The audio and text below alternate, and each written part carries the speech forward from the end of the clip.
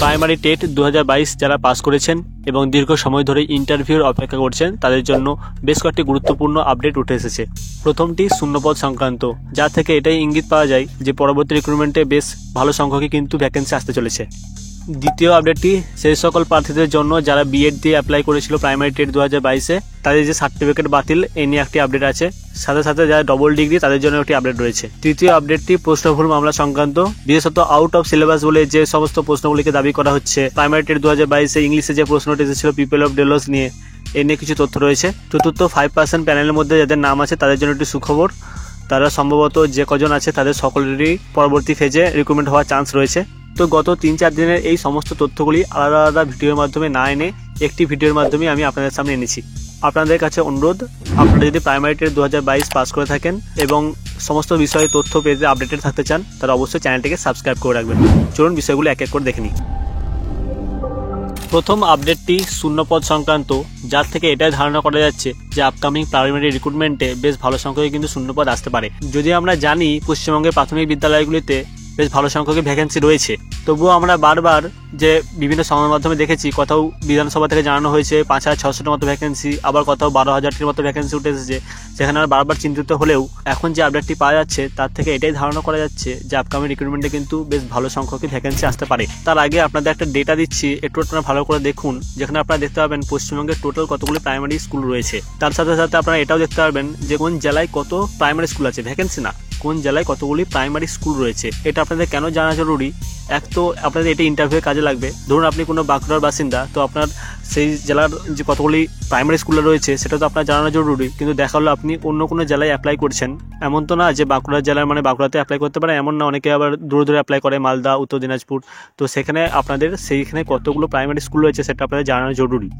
এটা থেকে আপনারা এটাও ধারণা করতে পারবেন যে ভ্যাকেন্সি সংক্রান্ত যে আপডেটটি বললাম সেটারও একটু গুরুত্ব রয়েছে। চলুন এবারে পশ্চিমবঙ্গে যে 23টি জেলা রয়েছে প্রত্যেকটি জেলা ভিত্তিক কতগুলি প্রাইমারি স্কুল রয়েছে সেটা দেখে নিই। Total number of government aided and government sponsor primary school in West Bengal is 49,375। জেলা ভিত্তিক যদি দেখি, আলিপুরদুয়ারে 839টি, বাঁকুড়া জেলায় 3,566টি, বীরভূম জেলায় 2,401টি, কোচবিহারে 1,852টি, দক্ষিণ দিনাজপুরে 1,187টি, হুগলিতে 2,969টি, হাওড়াতে 2,078টি, জলপাইগুড়িতে 1,214টি, ঝাড়গ্রামে 1,292টি, কলকাতায় 1,152টি, মালদাতে 1,942টি, মুর্শিদাবাদে 3,181টি, নদিয়াতে 2,642টি, উত্তর 24 পরগনাতে 3,565টি, পশ্চিম বর্ধমানে 1,017টি, পশ্চিম মেদিনীপুরে 3,498টি, পূর্ব বর্ধমানে 2,990টি, পূর্ব মেদিনীপুরে 3,265টি, পুরুলিয়াতে 3,067টি, শিলিগুড়িতে 394টি, দক্ষিণ 24 পরগনায় 3,797টি এবং লাস্ট উত্তর দিনাজপুরে 1,467টি।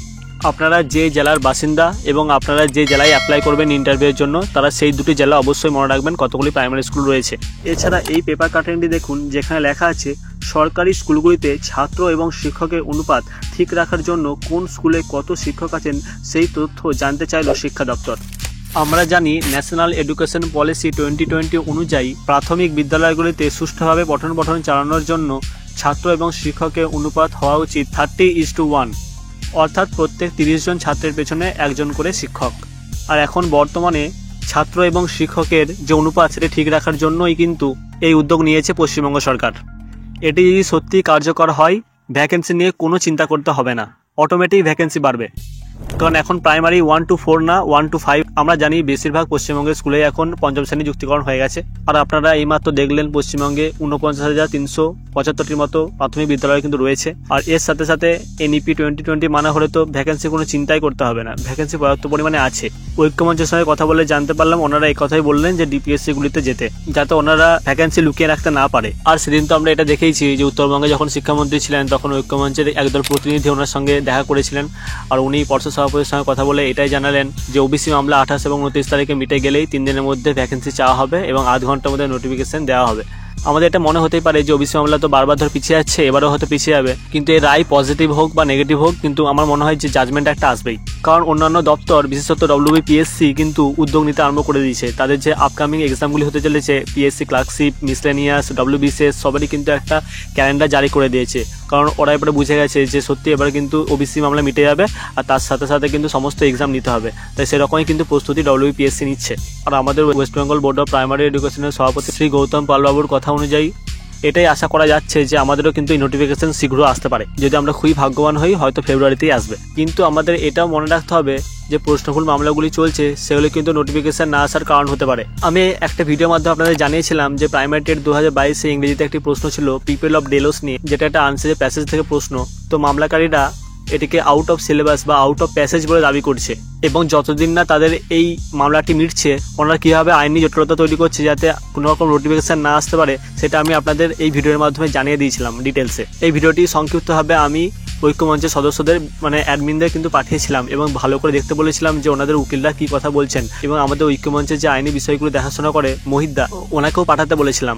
আমি ঐক্যমঞ্চের যে প্রতিনিধিকে পাঠিয়েছিলাম আমি ওনাকে এটাও বলে দিয়েছিলাম যে প্রশ্নভুল মামলার মতো কিন্তু ব্যাপারটা অতটা সহজ না। এটা কিন্তু একটা আমাদের নোটিফিকেশন আসার পক্ষে বাধা হতে পারে বা নাম্বার কিন্তু বাড়ার সম্ভাবনা থাকতে পারে।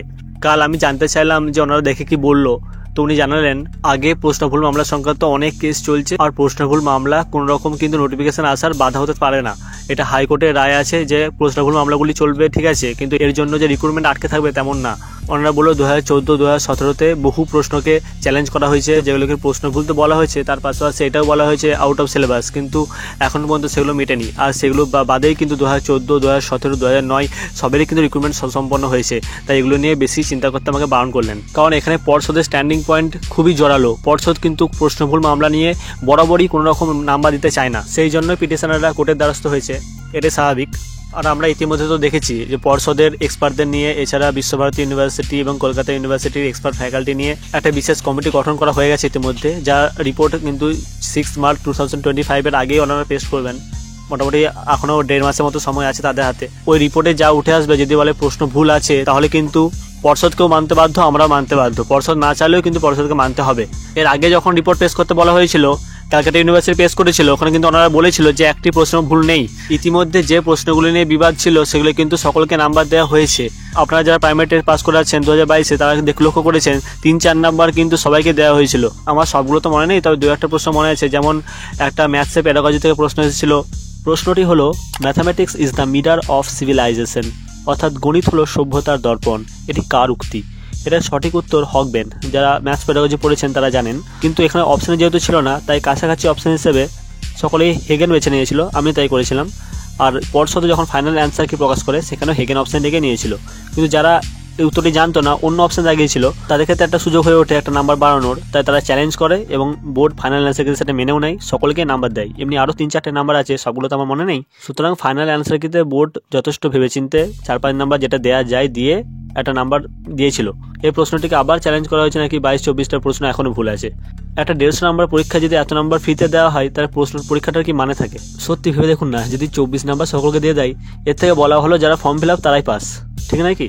ঐক্যমঞ্চের তরফ থেকে এটাই জানানো হলো যে এগুলো নোটিফিকেশান না আসার কারণ হয়ে দাঁড়াতে পারবে না, সুতরাং এগুলো নিয়ে বেশি চিন্তার প্রয়োজন নেই। তবে আপনাদের জানিয়ে রাখি, এই 2 দিন আগে কিন্তু মাদ্রাসার যে প্রাইমারি টেট হয়েছিল, এটিতেও কিন্তু কিছু কিছু প্রশ্নকে আউট অফ সিলেবাস দাবি করা হয়েছিল। এই কেসটি কিন্তু জাজমেন্ট এসেছে হাইকোর্টে। পিটিশনারদের দাবি ছিল অনেকগুলি প্রশ্নই কিন্তু আউট অফ সিলেবাস, আর যেহেতু নেগেটিভ মার্কিং ছিল তাই তারা সেটা অ্যাটেম্পটও করতে পারেনি। তাই কোর্ট কিন্তু 2 দিন আগেই রায় দিয়েছে 27টি নাম্বার যেটাকে আউট অফ সিলেবাস বলে মেনে নেওয়া হয়েছে, এবং এই প্রশ্নগুলির নাম্বার সকল কিন্তু প্রার্থীদেরকেই দেওয়া হয়েছে। সুতরাং বুঝতেই পারছেন ব্যাপারটা যতটা সহজ মনে হচ্ছে ততটা কিন্তু না। নতুন করে টেট পাস যুক্ত হলে কিন্তু কমপ্লিকেশন অনেক বেড়ে যাবে। যদিও মাদ্রাসার এই পরীক্ষার সাথে প্রাইমারি টেটের তুলনা করলে হয় না, এক্ষেত্রে সবাইকে নাম্বার দিতে হতো, তার পেছনে অনেক কারণ আছে। যেমন প্রথমে পরীক্ষার্থীদের বলা হয়েছিল যে নেগেটিভ মার্কিং থাকবে, তাই যখন দেখলো তারা আউট অফ সিলেবাস প্রশ্ন কিছু অ্যাটেম্পটই করতে পারছেন, তাই তারা তখন রিস্ক নেয়নি, অ্যাটেম্প্ট করেনি, যেহেতু নেগেটিভ মার্কিং ছিল। কিন্তু পরবর্তীকালে নেগেটিভ মার্কিং তুলে দেওয়া হয়। তাই যত সংখ্যক পরীক্ষার্থী পরীক্ষায় অ্যাপিয়ার হয়েছিল সম্ভবত 2000-এর মতো, মাত্র 8 জনের মতো পরীক্ষায় পাস করেছিল। সেক্ষেত্রে যারা পাস করতে পারেনি তারা কোর্টের দ্বারস্থ হয় এবং গত পরশুদিন হাইকোর্টে এটির জাজমেন্ট ছিল, যেখানে বিচারপতি জানান যে 27টি প্রশ্নকে আউট অফ সিলেবাস বলে মেনে নেওয়া হচ্ছে এবং প্রত্যেক পার্ট থেকে নাম্বারটা দেওয়া হবে, এটা জানানো হয়। আর আমাদের প্রাইমারি টেটের ক্ষেত্রে এমন হওয়ার সম্ভাবনা খুবই কম আছে, কারণ এখানে পেডাগজিক্যাল প্রশ্ন সবারই মনে হবে যে একটার বেশি উত্তর, কিন্তু উত্তর একটাই। কারণ এই প্রশ্নগুলো আমি আগেই বলেছিলাম, সিটেট, রাজস্থানের রিট, উত্তরপ্রদেশের ইউপি টেট, সুপার টেট থেকে সব কপি করা প্রশ্ন। একটিও প্রশ্ন এমন নেই যেখানে বোর্ড তৈরি করেছে, হয়তো বাংলার ক্ষেত্রে বা গ্রামাটিক্যাল কিছু প্রশ্ন তৈরি করেছিল, কিন্তু প্রত্যেকটা পেডাগজিক্যাল যা প্রশ্ন ছিল, সেই ইভিএসএ হোক, ম্যাথ হোক বা সিডিপি বা অন্যান্য সাবজেক্ট, প্রত্যেকটা কিন্তু কপি করা প্রশ্ন। আর একটু আগেই তো বললাম 4-5 নম্বর তো আগেই দেওয়া হয়েছে, যখন ফার্স্ট অ্যান্সার কি দেওয়ার পর সবাই চ্যালেঞ্জ করলো, সেকেন্ড অ্যান্সার কি বা ফাইনাল অ্যান্সার কি যখন এলো, তখনই কিন্তু অনেক নাম্বার অ্যাড করে দেওয়া হয়েছিল। এতে আমরা যারা পাস করেছি আমাদেরও কোনো দোষ নেই, বা যারা পাস করতে পারেনি কিছু নাম্বারের জন্য তারা চাইবে যে জানাতন প্রকারণ যাতে পাস করতে পারে, কারণ জানি আমরা দেখেছি 2022-এর তুলনায় 23-এর প্রশ্ন কিন্তু যথেষ্ট টাফ হয়েছিল। আর যারা 2022-এ পাস করতে পারেনি তারা আশা করা যায় খুব কম সংখ্যকই 23-এ পাস করবে। সুতরাং ওরা তো চাইবেই পাস করতে, ওদের এই চাওয়ার মধ্যে কোনো দোষ নেই। কিন্তু আমরা যারা পাস করে আছি আমরাও তো চাইবো দ্রুত সুস্থভাবে আমাদের রিক্রুটমেন্ট হোক। আমাদের রিক্রুটমেন্টে এত অলরেডি লেট হয়ে গেছে, আবার যদি নতুন করে কমপ্লিকেশন তৈরি হয় সেটাকে আমরা চাইবো বলুন? সুতরাং আমার আপনার জন্য এটাই সবচেয়ে মঙ্গলের। 28 বা 29 তারিখে ওবিসি মিটে গেলে যদি সত্যি ফেব্রুয়ারি 1 বা 2 উইক করে নোটিফিকেশন চলে আসে, কারণ আমরা জানি প্রশ্নভুল মামলা এখন অনেক দেরি আছে, প্রায় 6 মার্চ 2025 ডেট আছে, তার আগে যদি নোটিফিকেশন চলে আসে এবং ফর্ম ফিল আপ হয়ে পোর্টাল বন্ধ হয়ে যায়, সেটাই আমাদের জন্য ভালো হবে। আর 23 ইনক্লুড হবে কি হবে না সেটা নিয়ে আমাদের স্বার্থ তো অবশ্যই জড়িয়ে আছে, কিন্তু একটা এক্ষেত্রে দেখার বিষয় পর্ষদ কি চাই। কারণ আগে পর্ষদ চাইছিল 23কে ইনক্লুড করতে, কারণ আগে 52,149 রেগুলার যারা ডিএলএড ছিল তারাই ভ্যালিড ছিল, আর আমরা জানি 17তে বা আপারে অনেকে পেয়ে গেছে। তাই সুতরাং এই কম্পিটিশনটা মাত্র 30, 35 বা 40-এর মধ্যে হয়তো হতো, কিন্তু এখন এনআইএস বেড়ে গেছে, সুতরাং এখনও কম্পিটিশনটা অনেকটা টাফ। তবে পর্ষদ দেখার বিষয়, যদি পর্ষদ পর্যাপ্ত পরিমাণে ভ্যাকেন্সি দিতে পারে আশা করা যায় যে 23কে ইনক্লুড করবে। কিন্তু যদি মনে করে ভ্যাকেন্সি খুব কম থাকবে আর ওনারা যদি দেখে এত প্রেশার আছে 22-এর তরফ থেকে, তাহলে আমার মনে হয় রেজাল্ট পাবলিশ না করতে পারে। কিন্তু এখনও যেটা দেখে মনে হচ্ছে 23-এর তখন এই ফার্স্ট অ্যান্সার কি বেরোয়েছে, এখন ফাইনাল অ্যান্সার কি আসেনি, তারপর ওদের রেজাল্ট পাবলিশ হবে, তারপর ওদের সার্টিফিকেট ইস্যু হবে। এই পুরো প্রসেসটা শেষ হতে কিন্তু এখন অনেক সময় লাগবে। আমরা কিন্তু দুটো রেজাল্ট পেয়েছিলাম, কিন্তু সার্টিফিকেট কিন্তু দুটো পাইনি, টাইম লেগেছিল কিছুটা। এইখানে পর্ষদের বা সরকারের সদিচ্ছার উপর নির্ভর করবে যে কত দ্রুতভাবে কাজটা হয়। আবার যদি পর্ষদ এটা মনে করে আগে 22-এর ইন্টারভিউ নোটিফিকেশন দেবো, পরে 23-এর রেজাল্ট পাবলিশ করবো, ঠিক যেমনভাবে 17-র ইন্টারভিউ নোটিফিকেশন আসার পরেই 22 টেটের রেজাল্ট পাবলিশ করা হয়েছিল, সেক্ষেত্রেও 23 টেটের কিছু করার থাকবে না। পরবর্তী আপডেটটি অত্যন্ত গুরুত্বপূর্ণ। ডবল ডিগ্রি নিয়ে 2022-এ টেট পাস তথা বিএডদের সার্টিফিকেট ক্যান্সেল মামলা সংক্রান্ত। গতকাল এই কেসটি কলকাতা হাইকোর্টে অনারেবল জাস্টিস বিশ্বজিৎ বসুর এজলাসে ওঠে, যেখানে পিটিশনারদের তরফ থেকে উকিল ছিলেন ফিরদৌস শামীম মহাশয় এবং পশ্চিমবঙ্গ সরকার অর্থাৎ পর্ষদের তরফ থেকে যিনি উকিল ছিলেন তিনি হলেন রাতুল বিশ্বাস মহাশয়। এই কেসটি হবার মেন কারণ আমরা তো জানি যে বিএড ইনভ্যালিড, কিন্তু সেই সকল প্রার্থীরা যারা দুটো ডিগ্রি ছিল কিন্তু বেশি নাম্বার থাকার জন্য বিএড দিয়ে অ্যাপ্লাই করেছিল, তারা পর্ষদের কাছে আবেদন করে যাতে তাদের সার্টিফিকেট যাতে ভ্যালিড থাকে। কিন্তু পর্ষদ তখন বলেছিল বিএড দিয়ে যারা অ্যাপ্লাই করেছিল তাদেরও সার্টিফিকেট ক্যান্সেল, অর্থাৎ তারাও পরবর্তী নিয়োগে অংশগ্রহণ করতে পারবে না। সুতরাং বুঝতেই পারছেন পর্ষদ কিন্তু নতুন করে কোনো টেট পাস যাতে যুক্ত হয় সেটা কিন্তু একদমই চাইছে না। যাদের ডবল ডিগ্রি তাদেরকে তো প্রথমে চাইছিল না, এখন যদি চাইতে বাধ্য। আর প্রশ্নভুল মামলা তো বললাম, সেখানে কিন্তু পর্ষদ একটা নম্বর দিতে চাইছে না। সুতরাং এই প্রার্থীরা কোর্টে যায় যাদের ডবল ডিগ্রি ছিল, সেখানে যদিও পর্ষদের তরফ থেকে উকিল এটাই জানিয়েছিল যে যারা বিএড দিয়ে অ্যাপ্লিকেশন করেছিল তাদের সার্টিফিকেট ভ্যালিড থাকবে না, কারণ বিএড ইনভ্যালিড। যদিও পরবর্তীকালে হিয়ারিং চলার পর পর্ষদ এটা মেনে নিতে বাধ্য হয় যে যাদের ডবল ডিগ্রি আছে বা সেই সময় পার্সুইং ছিল ডিএলএড তাদের সার্টিফিকেট ভ্যালিড থাকবে।